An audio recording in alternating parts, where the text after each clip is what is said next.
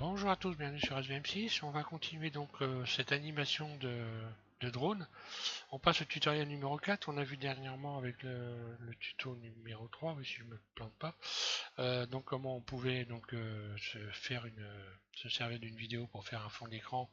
Donc servir d'une vidéo comme d'une texture, donc on applique sur un plan.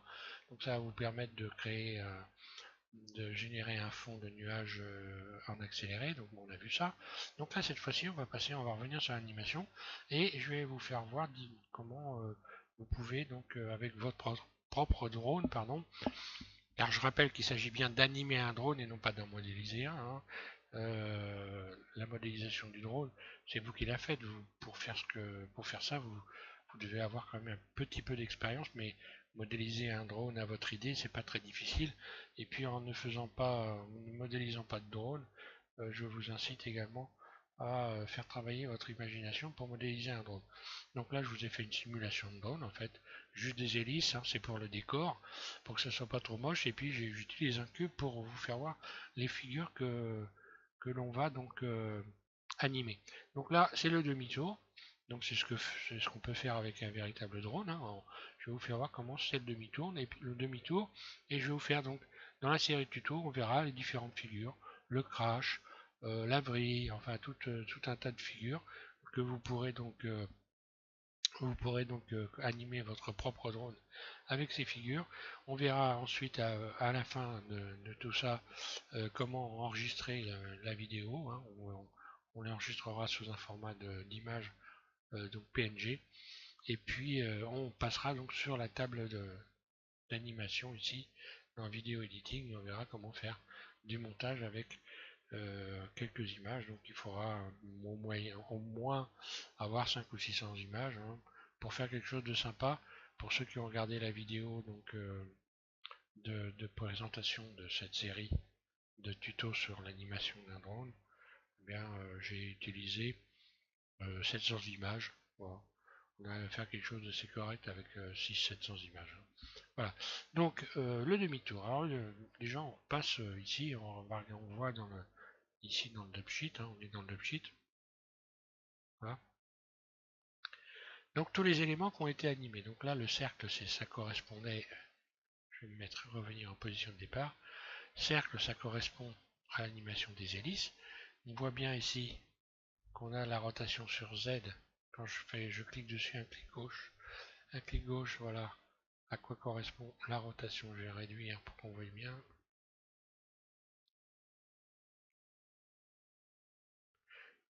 Voilà. Donc là, ça correspond à ces clés-là. Là, on voit la barre verte quand je clique. Voilà, si je clique sur quelque chose, hop là, je vais ouvrir l'empty. Voilà, l'empty ici. Donc l'empty, je l'ai animé pour faire le demi-tour. Si je clique ici, j'ouvre cette fenêtre-là. Je peux ouvrir tout ça. Voilà, et je peux donc voir à quoi correspondent les clés. Là, je vais avoir une rotation sur Z. Je vais aller la chercher. Rotation sur Z, RZ. Rotation sur Z, voilà. Elle est ici les clés qui correspondent à la rotation sur Z. Dans l'animation, ce sont ceux-là. Donc, si je voulais annuler la rotation, il faudrait surtout que je voudrais garder oui, annuler la rotation par exemple. Je vais faire oui X. X. Alors là, il faut que surtout que dans le cercle, il n'y a rien de sélectionné. Donc si je fais X, supprimer les clés, je vais plus avoir de rotation. Voilà. Là, j'ai plus de rotation. Si je veux retrouver ma rotation, je peux faire CTRL Z. Comme donc là, vous avez le même principe de fonctionnement que dans la fenêtre 3D ici. Voilà. Hop là. Si je fais CTRL Z, ici, je reviens en arrière. Voilà, et je retrouve ma rotation. Donc pour ce qui est de l'effacement, de la sélection, c'est A pour tout sélectionner, A. Pour l'effacement, c'est X. Supprimer les clés, j'ai plus du tout d'animation. Et si je fais CTRL Z, je retrouve toutes les clés. Voilà. Donc vous pouvez également aller regarder ce qui se passe là, hein. Et puis éventuellement supprimer, rajouter des clés, etc. Donc voilà, je vais supprimer donc les clés puisque là on a vu comment on faisait tourner les hélices. Donc toutes les clés qui correspondent à l'empty, je vais les sélectionner. Donc là je peux utiliser pour sélectionner les clés le B aussi, hein. Donc là voilà, B, lock, empty. Voilà, je sélectionne tout ce qui correspond à l'empty. X, supprimer les clés. Voilà, donc tout ce qui correspondait à l'animation de l'empty, je l'ai supprimé. Il ne me reste plus que la rotation des hélices. Donc je vais contrôler que c'est bien ça. Je fais... Voilà. Et il ne me reste plus que la rotation des hélices. Alors, je vais voilà, couper ça, revenir ici et on va faire... Voilà, je mets en vue 1. Et cette fois-ci, je vais animer l'empty. Je clique sur l'empty. J'enclenche ici l'enregistrement. Et là, pour faire ce demi-tour, j'ai choisi de prendre 70 images.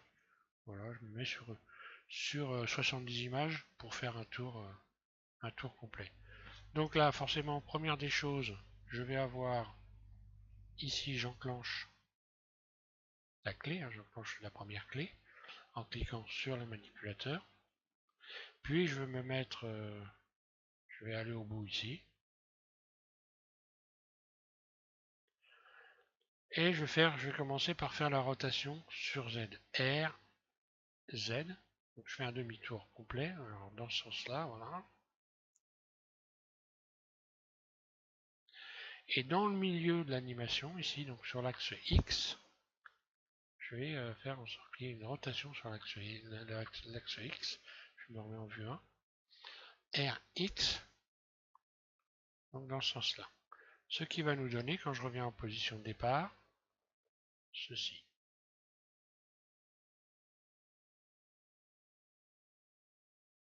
Donc là, j'ai le demi-tour. Et maintenant, pour ce qui concerne l'éloignement, je vais revenir sur la dernière clé ici, hein. Donc quand vous positionnez pile au-dessus au-dessus de vos barres jaunes ici, les clés, donc, hein, le curseur de la timeline, si vous mettez bien au-dessus, vous pouvez donc continuer à modifier les clés, hein. Donc là, je vais faire surface pour générer un éloignement. Voilà, quasiment, je ne vais pas la supprimer complètement, je ne vais pas faire un éloignement tellement que on voit plus rien. Et on va regarder ce que ça donne. Voilà, je fais la lecture. Donc là, la vitesse, l'accélération dépend évidemment du nombre d'images, hein. Donc je pourrais peut-être le faire partir plus lentement. Dans ces cas-là, je vais rajouter des images. Voilà, je vais rajouter des images. Je peux sélectionner cette clé, donc ici, la dernière qui est là, là. Je peux la sélectionner, je vais la retrouver ici, hein. Donc ça correspond à l'animation de l'empty, donc c'est forcément cette clé-là. Et si je fais G, on voit que la dernière clé est en train de bouger. Regardez la timeline. Voilà. Et je vais pouvoir donc déplacer ma clé et avoir donc je me remets en... Voilà, elle va... Voilà, il s'en va, mais plus doucement. Et plus je vais l'éloigner, alors je pourrais mettre plus d'images encore, déplacer ma clé, G, là ça va partir encore plus doucement. Je redéplace ma clé, G, et là on va voir que ça va aller très vite. Je vais réduire le nombre d'images de lecture. Voilà.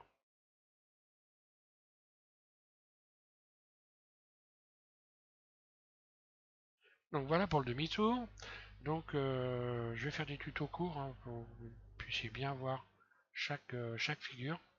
Le prochain tuto, numéro 5, on va voir le crash. Donc on va faire partir notre drone dans tous les sens.